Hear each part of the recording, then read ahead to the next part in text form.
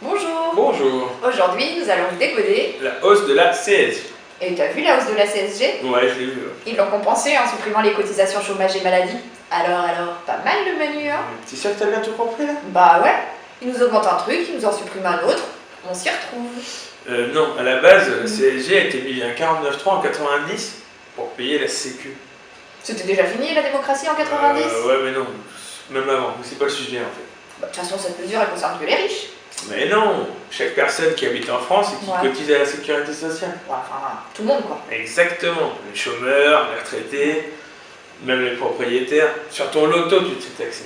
Ouais, bah ça touche tout le monde, c'est équitable. Ouais, c'est équitable, tu as travaillé toute ta vie, tu es un retraité qui va faire 1200 €, tu auras 300 € par an en moins de pouvoir d'achat. C'est pas rien. Ouais, mais bon, les retraités, faut bien qu'ils passent à la caisse, ils participent au truc de la sécu aussi. Pour les actifs, c'est une bonne mesure. Bah, non, regarde, je te donne un exemple. Un salarié qui va faire dans les 2000 € par mois, il va avoir à peu près 390 € de pouvoir d'achat en plus. Eh bah tu vois, c'est bien. Quoi? 390 € de pouvoir d'achat en plus. Mais non, en fait, tu crois ça, mais ce que tu oublies, c'est que c'est pas une cotisation, c'est un impôt. En plus de ça, c'est un impôt hybride. Ah ouais, comme ma grand-mère. Quoi? Tu sais, celle des jours de carence là. Un jour, elle s'est acheté un scout. Ouais. Il n'avançait pas. Elle m'a toujours dit, sur un scout, impôt hybride.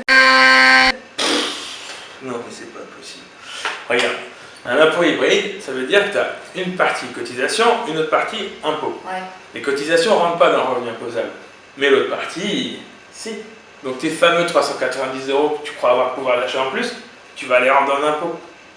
Ah ouais, quand même. Eh ouais, c'est encore pire si tu es fonctionnaire ou si tu es indépendant. Toi, tu cotises même pas pour le chômage ou la sécu, donc on peut rien te supprimer, donc on te compense rien.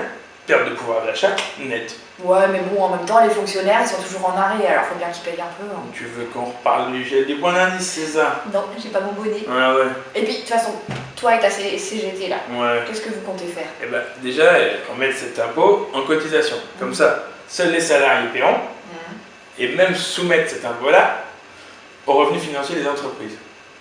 Ça va coûter bonbon. Et puis, c'est là, l'autre agent immobilier là, Darmanin là. Ah, Darmanin, ouais, il est Darmanin. aussi ministre, hein, c'est ça.